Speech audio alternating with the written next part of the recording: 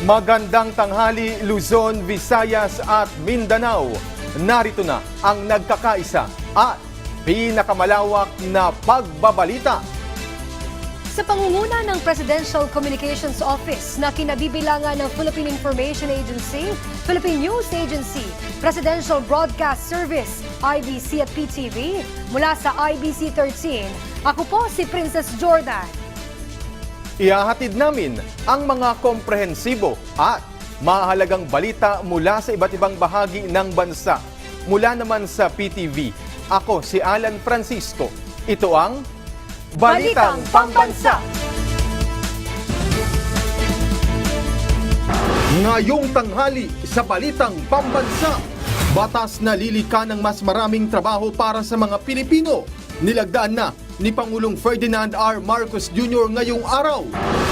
Create More Act, titiyak sa patuloy na paglago ng ekonomiya. Pagpasok ng mas maraming investors sa bansa, asahan.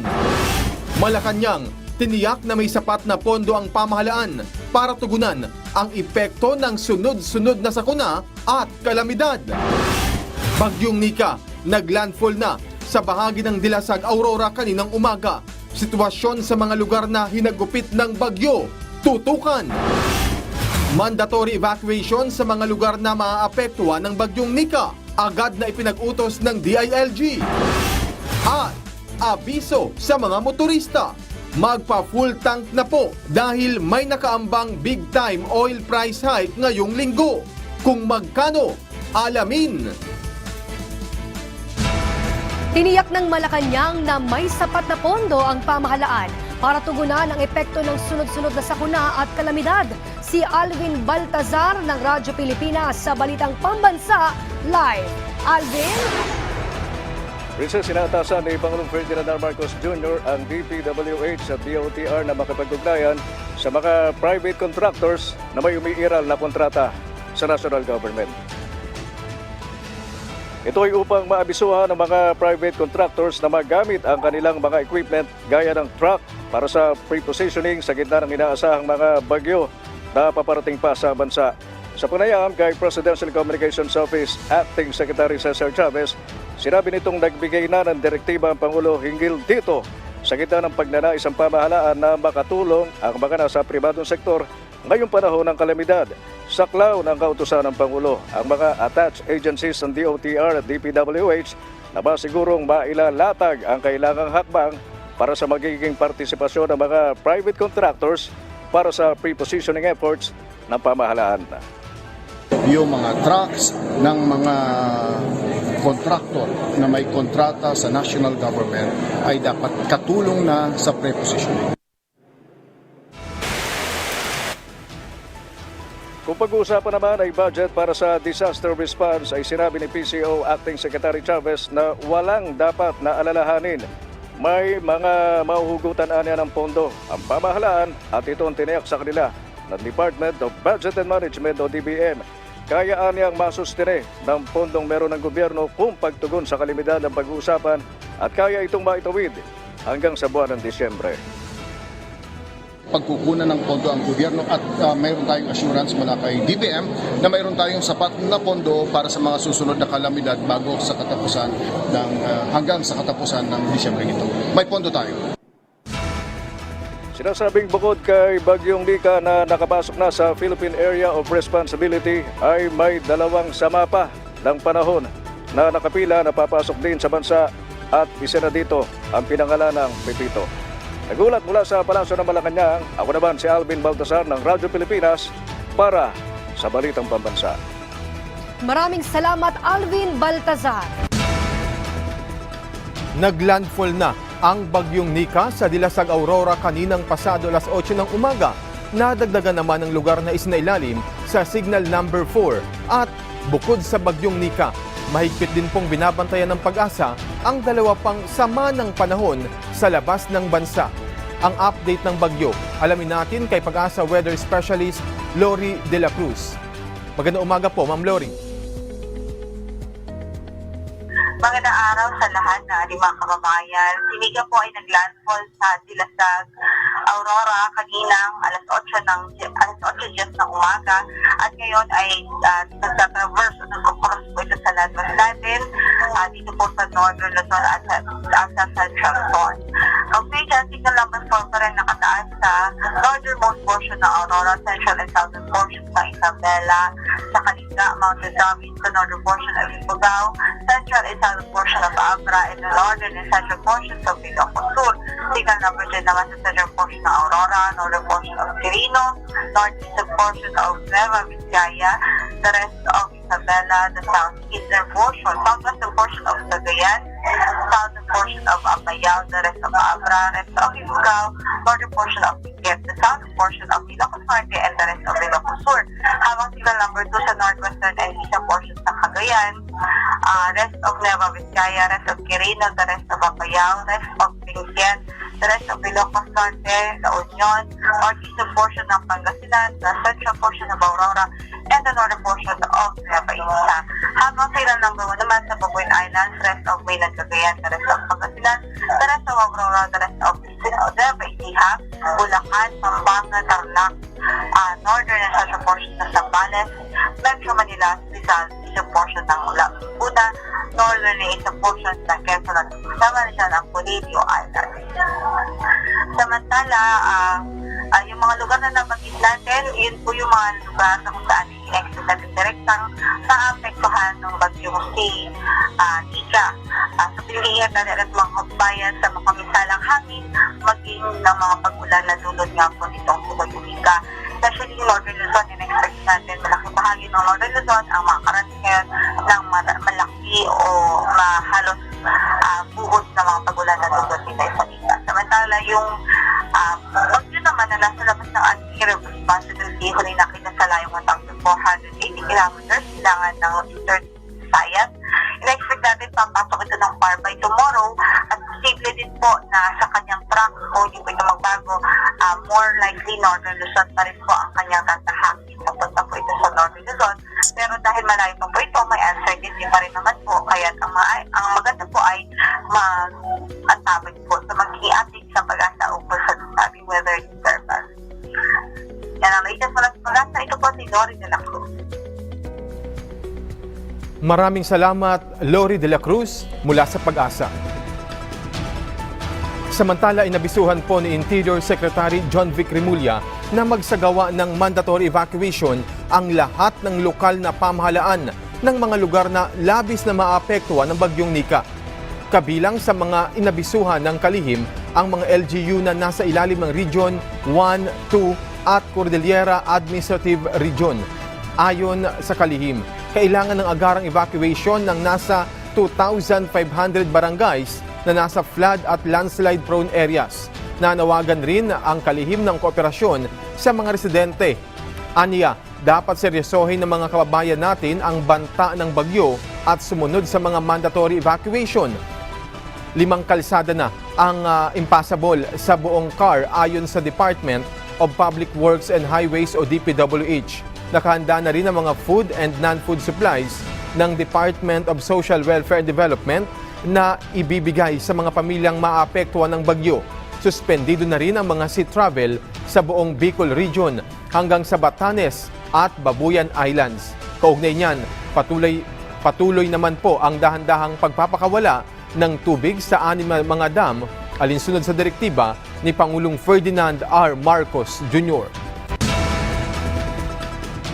Puspusan ng Department of Social Welfare and Development sa pagtugon sa mga pangangailangan ng mga apektadong lugar kasabay ng pananalasa ng bagyong Nika. Ayon sa DSWD, patuloy ang produksyon ng mga family food packs sa kanilang mga National Operation Centers gaya ng sa Central Luzon. Nagpahatid na rin ng karagdagang 10,000 FFPs ang kagawaran sa kanilang mga warehouse sa Aurora kung saan naglandfall ang bagyong Nika kaninang umaga. Habang wala rin tigil ang pagpapadala ng karagdagang family food packs at non-food items sa Region 2 at Apayao Province ng Cordillera Administrative Region. Patuloy din ang koordinasyon sa logistics cluster ng NDRRMC para sa pagpapaabot ng mga kinakailangang tulong. Nabigyan na rin ng guidance ang mga LGU para sa preemptive evacuation para matiyak na handa ang mga evacuation centers. Maliban naman sa relief goods, nakadeploy na rin ang mga mobile command centers ng DSWD na nagbibigay ng mga pangangailangan gaya ng kuryente, linya ng komunikasyon at iba pa. Samantala, tiniyak din ng kagawaran na mayroon pa itong sapat na supply at pondo. Kasabay na rin ang pagtitiyak ng Department of Budget and Management na pupunan nito ang Quick Response Fund kung kinakailangan. Favorably acting upon yung pong mga previous requests natin for replenishment. So, makakaasa po ang ating pong mga kababayan na magpapatuloy ang ating pong pagtugon sa mga pangangailangan ng mga disaster-affected population. Samantala, asahan na po ang pagpasok ng mas maraming investors sa bansa. Ito'y matapos pagtibayin ni Pangulong Ferdinand R. Marcos Jr. ang batas na layong gawing prime investment destination ng Pilipinas. Malaki rin ang matutulong ng bagong batas sa paglikha ng mas maraming trabaho para sa mga Pilipino. Si Clazel Pardilla ng PTV sa Balitang Pambansa Live. Clazel. Yes, Alan, mas maraming domestic at foreign investors at trabaho. Yan ang inaasahang resulta matapos lagdaan ni Pangulong Ferdinand R. Marcos Jr. ang Create More Act. Sa ilalim kasi ng Republic Act No. 12066 na pinirmahan ni Pangulong Marcos o Corporate Recovery and Tax Incentives for Enterprises to Maximize Opportunities for Reinvigorating the Economy, mas marami pang investor ang inaasahang maenganyong mamuhunan at tutulak sa Pilipinas para maging prime investment destination. Pagbubutihin kasi nito ang mga insentibo sa buwis at patakaran sa mga lokal at dayuhang mamumuhunan. Create More sets the stage for a business landscape that empowers our enterprises and enhances their growth prospects. By building on the reforms initiated through the CREATE Act, we have enhanced our tax regime, incentive framework, and making it more inviting for investment, while remaining steadfast in the principles of fiscal prudence and stability. Pinalalawig kasi nito ang pagkuha ng tax incentive sa 27 taon mula sa dating 17 taon. Binaba naman sa 20% income tax rate o buwis sa kita ng mga registered business enterprises o mga negosyo mula sa 25%. Nagbibigay din ito ng 100% na bawas sa gastos sa kuryente para makameno sa manufacturing cost at karagdagang 50% ang iaawas para sa tourism reinvestment at trade fair expenses. Pasisimplihin din ang pagkuha ng value-added tax refund claims at pabibilisin ang pagtugon sa mga problema na may kinalaman sa pag-i-export. Itataguyod din ito ang flexible working arrangements na nasa loob ng mga economic zones nang hindi maapektuhan ang kanilang insentibo. To our investors and development partners, let this be our pledge. The Bagong Pilipinas continues to foster an economy where businesses and investments remain at the heart of our progressive development. We are promoting transparency and predictability. And in so doing, we create a more reliable process that instills confidence in investors and in partners alike. Bukod dyan, Alan, tinutugunan din ng Create More ang ilang probisyon sa dating batas para mas maging patas sa mga Pilipinong negosyante. We are also clarifying local taxation during the income tax holiday and enhanced deductions regime. This creates a fair and balanced system for local taxes, giving businesses greater certainty, while ensuring that local communities also benefit from their presence. At dahil dyan, Alan, inaasahan ang pagbubukas ng mas maraming negosyo at magbibigay ng mas maraming trabaho at oportunidad para sa mga Pilipino. Yan ang muna ang latest. Balik sa iyo, Alan. Maraming salamat, Clazel Pardilla. Halos 1,000 barangay sa Isabela ang mahigpit na binabantayan dahil sa posibleng pagbaha at landslides dulot ng bagyong Nika. Si April Jane Racho ng Radyo Pilipinas sa Balitang Pambansa. Malakas na pagbayo ng hangin at pag-ulan ang patuloy na nararanasan sa lalawigan ng Isabela, lalo na sa coastal municipalities nito dulot na rin ng bagyong Nika. Sa datos ng Mines and Geosciences Bureau MGB Region 2, nasa 988 na barangay ang kinakailangan ngayong bantayan sa probinsya mula sa posibleng pagbaha at pagguho ng lupa. Ang mga barangay na ito ay galing sa lahat ng bayan at syudad sa lalawigan. Inihayag ni Cagayan Valley Regional Disaster Risk Reduction and Management Council Chair at Office of Civil Defense Region 2 Director Leon Rafael na pangunahing konsiderasyon sa mas pinatinding paghahanda ang pagiging saturated na ng lupa at madali ng pag-apaw ng tubig dulot ng magkakasunod na dumaang bagyo. Kaya naman sa coastal town ang dinapige, panay-panay ang ginawang tambuli o paglilibot ng mga kapulisan para mag-anunsyo at bigyang impormasyon ng kanilang mga constituent para maging handa at maiwasan ang posibleng panganib na dala ng bagyo.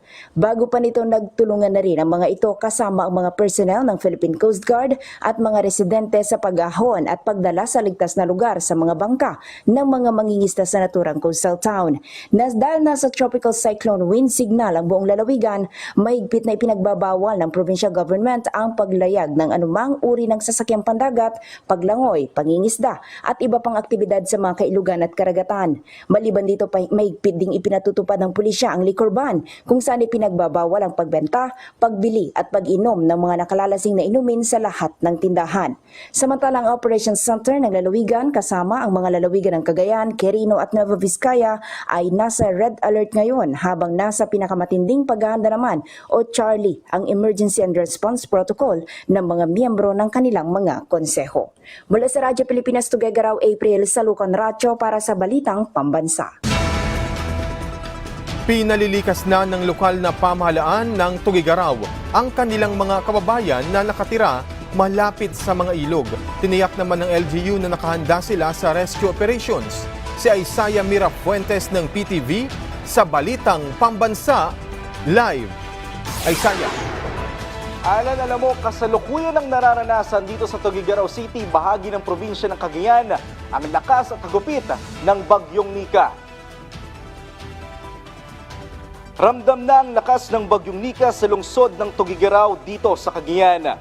Malalakas na ulan na sinabayan pa ng malakas na hangin ang kasalukuyang nararamdaman dito sa probinsya. Sa ngayon, isinailalim na ang Tuguegarao City sa signal number 3 pero nangangamba ang maraming mga residente sa posibleng pagtaas ng Cagayan River. Kanina pinuntahan natin ang isang bahay na nakatirik sa gilid mismo ng Cagayan River. Bumagsak at tinangay ng ilog ang isang bahagi ng kanyang bahay noon pang bagyong Christine. Dahil sa unti-unting nilalamon ng ilog ang kalupaan, ay umabot na sa 15 metro ang natapyas dito. Kaya sa ngayon, nangangamba sila na baka umakyat pa ang level ng ilog at lumaki pa ang lupang tatangayin ng Cagayan River. Samantala, nanawagan na rin ang alkalde ng Tuguegarao na si Mayor Myla Tinke na lumikas na ang mga nasa tabing ilog sakaling tumaas pa ang level ng tubig sa Cagayan River. Handa naman na daw ang lokal na pamahalaan sakaling kailanganin nilang magsagawa ng rescue operation. Maging ang pinamimigay ng mga food packs ay nakahanda na rin. Alan, sa pinakahuling ulat ng Tuguegarao LGU, meron ng 18 pamilya ang kasalukuyang nasa evacuation center. Actually, nandito ako ngayon sa isang evacuation center dito sa Barangay Gosi Norte. Nasa likod ko ang mga pamilya ng mga evacuees natin dito. At patungkol naman sa pag-apaw ng ilog, nangangamba ang maraming mga residente dito dahil nga ang unang sinalanta ng bagyo ay ang probinsya ng Isabela. At ang Isabela ay karugtong lamang ang ng Cagayan. Sakaling bumaba na ang tubig mula sa Isabela, paniguradong tataas ang tubig sa Cagayan River. At yan muna ang latest mula dito sa Tuguegarao City. Mula sa PTV ay Isaiah Mira Fuentes, Balitang Pambansa. Maraming salamat at ingat kayo dyan, Isaiah Mira Fuentes. Kanya-kanya ng tali ng bubong ng kanilang mga bahay ang mga residente sa Cagayan bilang paghahandayan sa bagyong Nika. Si Oliver Bakay ng PIA sa Balitang Pambansa. Muling pinaalalahanan ng Regional Disaster Risk Reduction and Management Council ang mga local DRRMC at mga mamamayan na maging alerto sa maaaring epekto ng bagyong Nika sa Lambak, Cagayan. Dahil sa magkakasunod na bagyo, malambot na ang kalupaan. Kaya pinangangambahan ang muling pag-apaw ng mga ilog at ang pagguho ng lupa sa mga kabundukan. Kaya naman muling iniatas ng RDRRMC ang pagpapatupad ng preemptive evacuation. Ang ilang mga residente ay tinali ang kanilang mga bubong upang hindi tangayin ng malakas na hangin. Sa Bugay, Cagayan, kung saan humagupit ang bagyong Marce, napatunayan ng ilang mga residente na epektibo ang ganitong paraan ng paghahanda. Ayon kay Edison de la Cruz, residente ng Bugay, Cagayan, bago pa man dumating ang bagyong Marce ay tinali na nila ang bubong ng kanilang bahay at ang bahay ng kanyang mga magulang. Libat labing hapon, sir, nagagalot kami. Nakikita mo yun, sir. Di kay Batanes kasi pamayan na kagalot. Anong kumodado, sir? Tayo na data, aero dito, sir. Samantala, puspusan naman ang pag-aayos na ginagawa ng mga guro sa mga silid-aralang nasalanta ng bagyong Marce sa Cagayan. Sa Bugay North Central School, napuruhan ang bubong ng 2 palapag ng silid-aralang ito. Pero dito kami sa school kasi nag-aayos pa rin po kami ng mga nilipatan namin mga classrooms.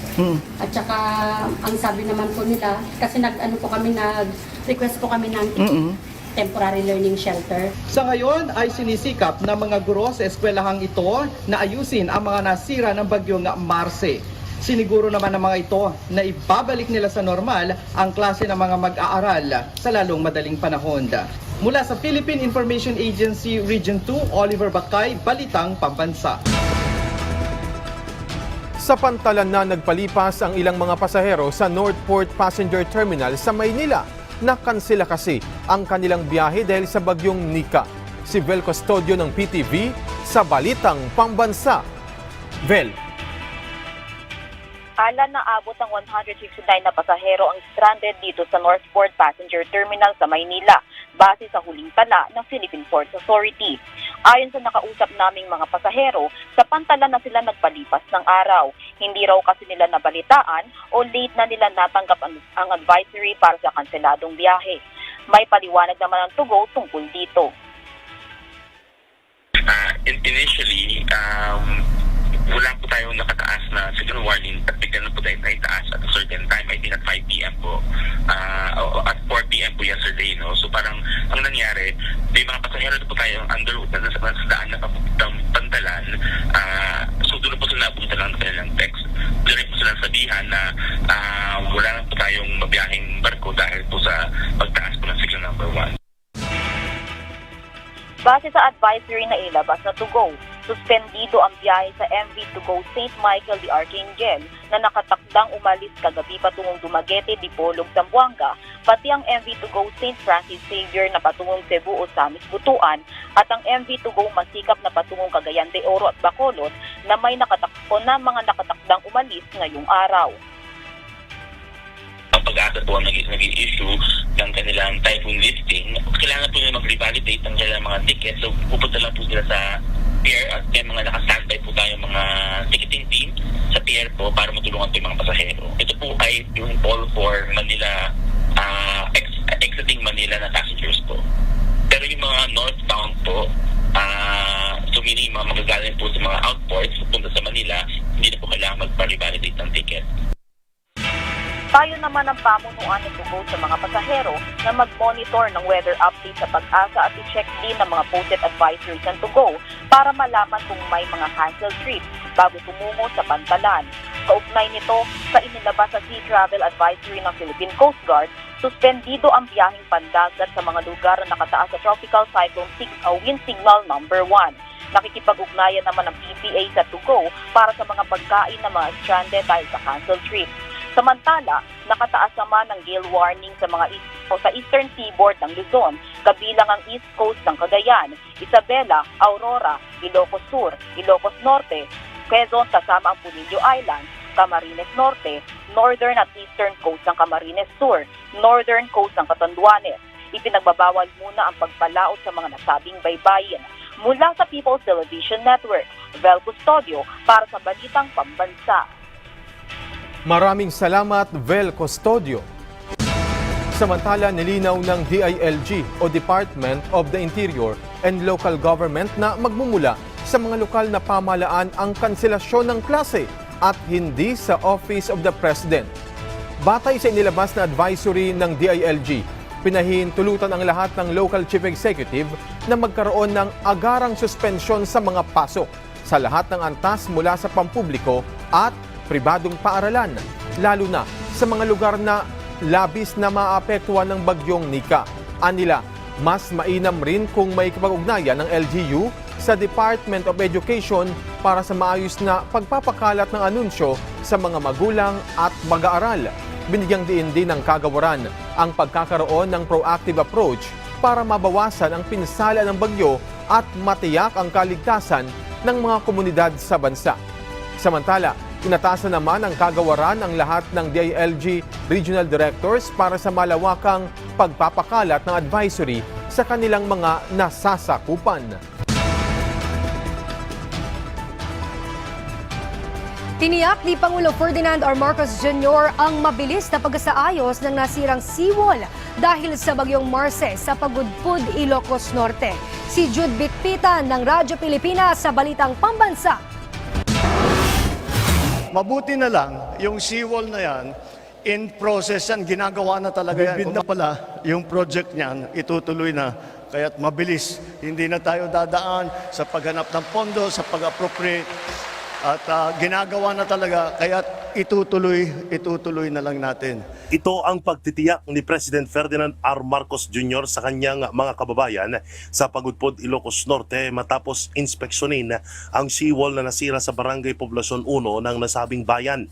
Ang nasabing seawall ay ganap ng nasira noong humagupit ang bagyong Marce sa lalawigan. Maliban dito, binigyang diin ng Pangulo ang pagsasaayos ng Pagudpud National High School upang makapasok agad ang mga estudyante. Kaugnay nito, malaki ang pasasalamat ni Ferdinand Galban, residente sa nasabing lugar, kay President Ferdinand R. Marcos Jr. dahil personal pa niyang binisita ang kanilang lugar. Ang nasabing seawall ay nagsisilbing proteksyon nila mula sa storm surge at bihira lamang na umabot na ang tubig sa mga kabahayan. 3 meters lang, sir. 3 meters, 6 meters, gano'n. So, bihira ng pero malalaki ng alon.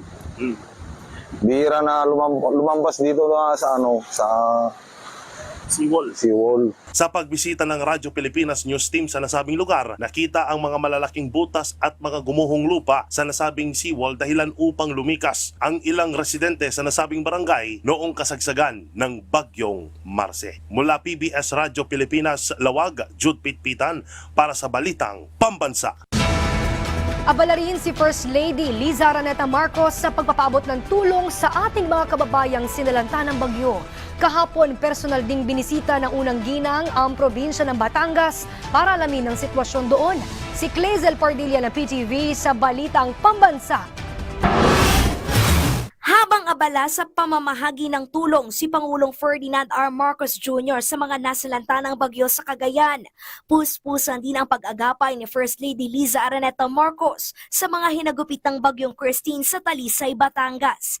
61 ang nasawi sa lalawigan, bunsod ng pagbaha at pagguho ng lupa. Pinangunahan ng unang ginang ang pag-abot ng 37 million pesos na pinansyal na ayuda para sa mga biktima ng kalamidad. Galing ito sa mga nakalap na tulong mula sa pribadong sektor. Bukod pa dyan ang natanggap ng mga naulilang biktima ng sakuna na financial assistance, food pack, hygiene kits, tubig at bigas galing sa DSWD at Love for All project na inisyatiba ni First Lady Liza Araneta Marcos.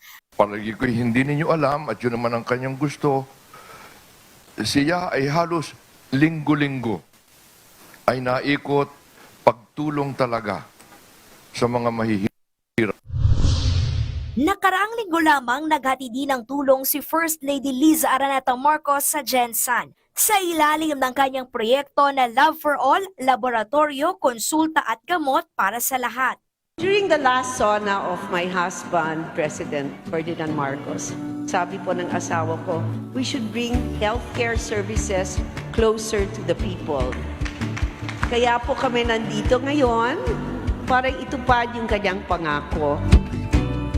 2,000 benepisyaryo ang nakatanggap ng libreng konsultasyon, gamot, pagkain at grocery bags. Dala rin niya ang 753 million pesos na scholarship grant para sa mga estudyante sa Gensan. Mula sa PTV Manila, Clazel Pardilla para sa Balitang Pambansa. At dyan po nagtatapos ang 30 minutong ulat sa bawat sulok ng bansa. Samahan nyo kaming muli mamayang 6:00 ng gabi para sa updated at pinalakas pang balitaan. Mula sa PTV, ako si Alan Francisco. Ito ang pinalawak na puwersa sa pangunguna ng Presidential Communications Office, kabilang ang Philippine Information Agency, Philippine News Agency, Presidential Broadcast Service, IBC at PTV. Mula sa IBC 13, ako naman po si Princess Jordan. Hatid sa inyo ang komprehensibong paghimay sa mahahalagang usapin dito lang sa Balitang Pambansa.